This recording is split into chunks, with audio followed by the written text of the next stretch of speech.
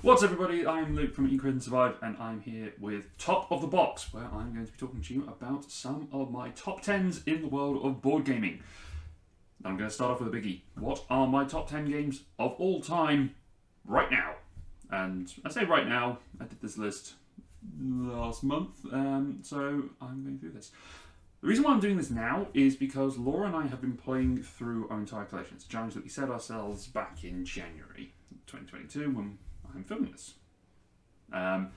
We are working our way through all of the games that I had on my shelf, which was about 112 games. Quite a few of them at the time were unwrapped or were on their way to us from Kickstarters and pre-orders and such. They were just waiting to come through. So there was a good opportunity halfway through the year to just sort of reflect on the games we got. We've still got quite a few games left to go. And we are playing games all the time on twitch.tv/eatquitsurvive. You can go check us out playing board games there. You can also see us here on YouTube. We will post them up after the fact, but you can come and see what we're up to. And because of that, we are playing loads and loads of different games. So it's a good opportunity to have a look at what is my top 10. Then, at the end of the year, Laura and I are going to go through the games we've played and come up with the top 100 as of 2022. So it'll be interesting to see how my list of the top 10 are going to change between now and then. So without further ado, let's get into number 10. At number 10 is a game which has probably the highest significance for me in terms of my board gaming career, hobby, introduction, sort of thing. And it is Tokaido. Tokaido, which is the travelling game where you are going from Edo, or Tokyo, to Kyoto along the Tokaido Pass in Japan, in sort of feudal Japan age. You are going from one side of the board to the other, where you are taking different actions based on where you are placed. Now, this game has a huge significance to me because this was the first sort of modern Euro-style board game that I was introduced to by Ross, who you also will see on the channel from time to time. And this game has stuck around in my collection for at least 7 years at this point. It was one of the first modern board games that I bought after I played it. I fell in love with the hobby, and I just really like it. It's kind of worker placement. It's got set collection elements in it. It's got contract fulfillment. It has a lot of wonderful mechanics in there, and it's just a beautiful theme. It's beautiful artwork. It is a very peaceful walk through Japan. There are elements where you can screw each other over if you want to. You don't have to. You can just have your own nice little walk and enjoy that. But Tokaido is just a great game. I really enjoy it, and it's one of my favourites. In fact, so much fun, it's number 10. So, with that out of the way, let's have a look at number 9. At number 9 is one of the most beautiful board games out there. Worker placement, tableau building, unnecessary components. It is, of course, Everdale. Everdale, the worker placement tableau building game, as I said, where you are building out a village in the light of the Ever Tree. You are sending out your beautiful workers to go and, well, build some stuff and recruit some wacky, zany animal critter friends and send them off to work gathering different resources and fulfilling different goals and just trying to get as many victory points as you can. I really love how this game can sort of combo things together. It takes one of the mechanics from that was introduced, I think, in Seven Wonders, where you can chain your cards together. You can link those through together. You build a building. You can then build to that critter for free as a result of it. And it just has the tree in it, which is one of those components that you think, does that anything to the game? No, but it will get your head turning. So that's Everdale for you. That is number 9. So let's have a look at what is number 8. At number 8, it is another worker placement game. It is Lords of Waterdeep. Now, that is a wobbly box. Lid, at least. We are big fans of Dungeons & Dragons at Eat, Crit and Survive. I have a Dungeons & Doggos t-shirt on right now, and you can see us playing D&D on Twitch. But we love Lords of Waterdeep. I love Lords of Waterdeep because it has the worker placement feel to a game like Stone Age or Architects of the West Kingdom. It's got that sort of worker placement feel, but it's a very entry-level worker placement game. You get those resources going and getting those different cubes of workers going. It's a cube-tastic game, and you are going to be trying to fulfill contracts as part of it, building up buildings. There are so many different strategies that you can use to win, and different targets that you have for the different lords. It is significantly improved by playing with the Scullions of Skullport expansion that you can use. It has some whole new mechanics that it throws in there and just gives you more. And I think sometimes having a little bit more makes it great. And then during the pandemic, I remember playing a lot of games of this digitally on the app, and it still holds up. It's a great little game. I first played it at Thirsty Meatballs in Oxford for one of my birthdays. 6 years ago now. It's great. Worker placement, set collection, contract fulfillment. Beautiful game. It is a lot of fun. Fits in with the theme. And that is why it is number 8. So let's go on to number 7. And number 7, it is a roll and write game, flip and write game, whatever you prefer, that is all about mapping the world around you. It is Cartographers. In particular, this is the Cartographers Heroes Collector's Edition that combines Cartographers Heroes and regular Cartographers into one box to make it nice and compact. What I love about Cartographers is that this is infinitely replayable, infinitely expandable, and basically all you're doing is you're flipping over cards and drawing in polyomino shapes onto a map to fill out the Queen's edicts and to score different points in the different seasons. And because it can be expanded, if the box says it plays 1 to 100, and quite frankly, that's only because there's only 100 sheets in the book. So you could play this with as many people as you like. You could play it remotely. As long as everyone can see the cards, you are pretty much set to play this wherever you would like. And there are 6 other map packs that are currently available through various supporters and browsers that you can go to. You can go and check those out. Quite frankly, I love Cartographers. It is the most played game that I have. I played so many games of it on Tabletopia last year. It's just infinitely replayable, infinitely easy to set up, play, teach to someone. It's fantastic. That is why it is number 7. At number 6, we have another worker placement game, this time coming from Stonemaier Games. It is the first game that they pushed out, done via Kickstarter. It is all about the world of winemaking. It is, of course, viticulture. Yes, more worker placement, more contract fulfillment. You can tell what my favourite mechanic is. Viticulture is all about setting out your wine, making the wine, turning grapes into wine, and then selling those on, fulfilling those contracts. We have the Tuscany expansion for this, which we've only played once, and he's given another go with a higher play count.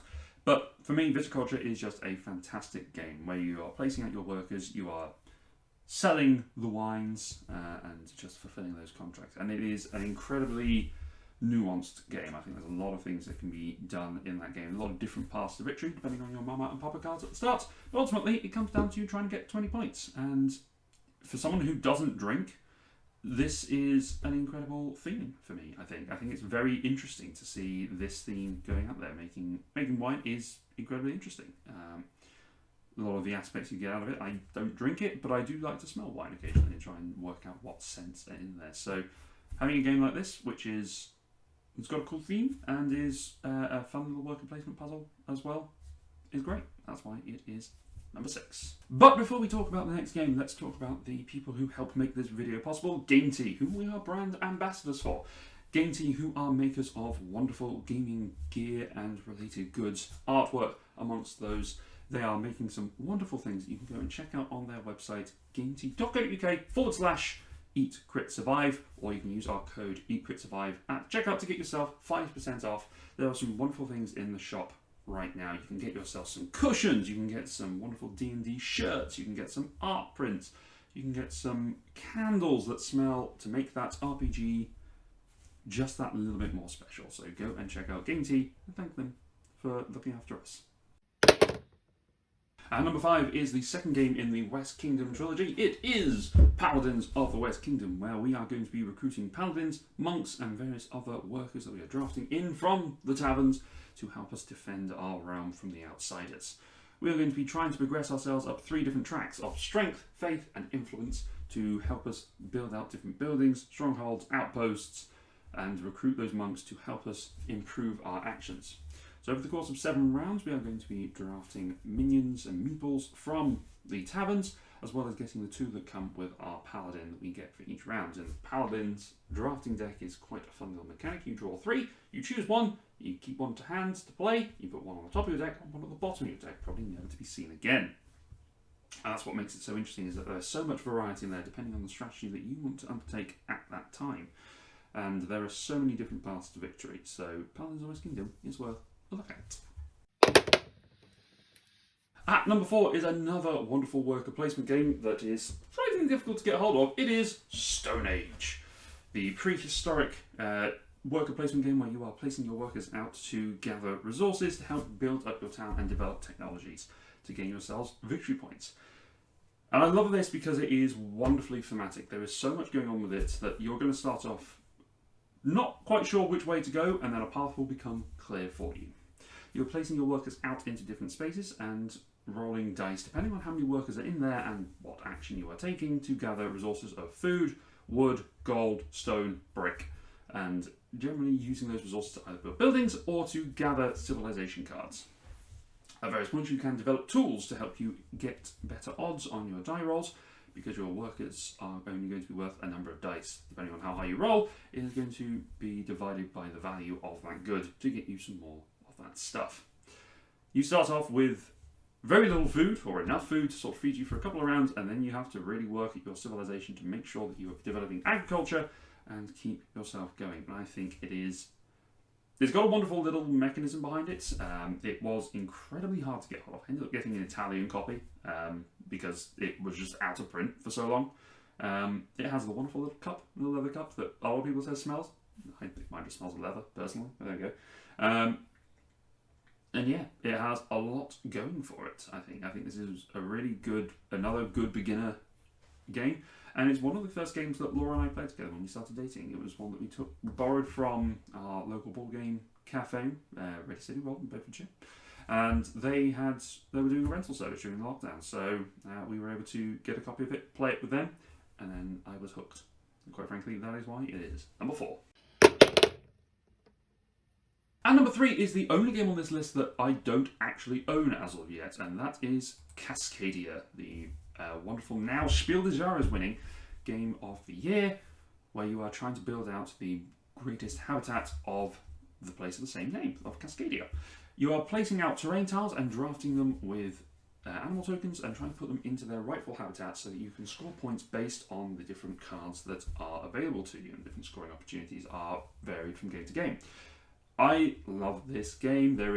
It's just so simple and satisfying. There's a wonderful solo mode, which is just, it feels like exactly the same as a 2-player game. It's just a tile gets drafted out for you. It doesn't matter how many players you're playing with. It is just calm. It is simple. You are taking a tile and you are drafting an animal with it. They come paired, unless you use a wildlife token to break up those pairs, or you can cycle out the different animals depending on how many there are in the row. So if you've got overpopulation issues, it's great.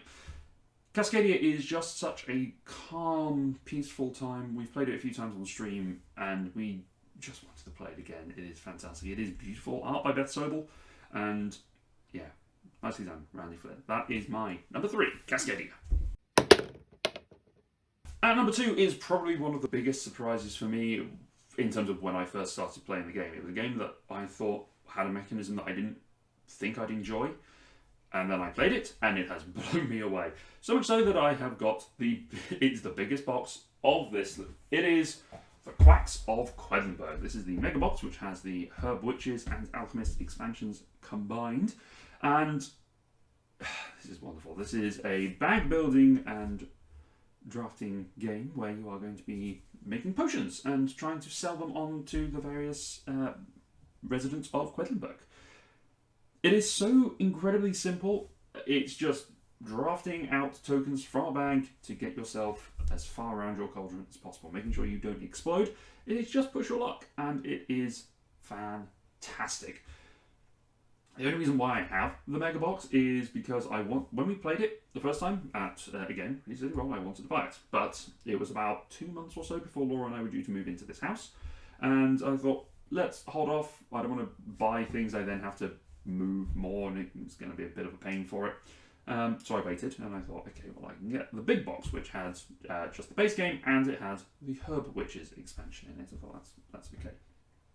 And shortly after I made the decision I was going to buy it, and we moved in, I was like, okay, I've got vouchers, it's just after Christmas, I can go and buy myself this.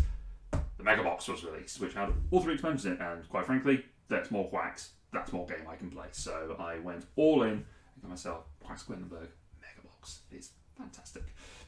There is so much to love about this game. There are now, in the Mega Box, there are 6 different options for each of the ingredient types that you can just mix and match however you choose.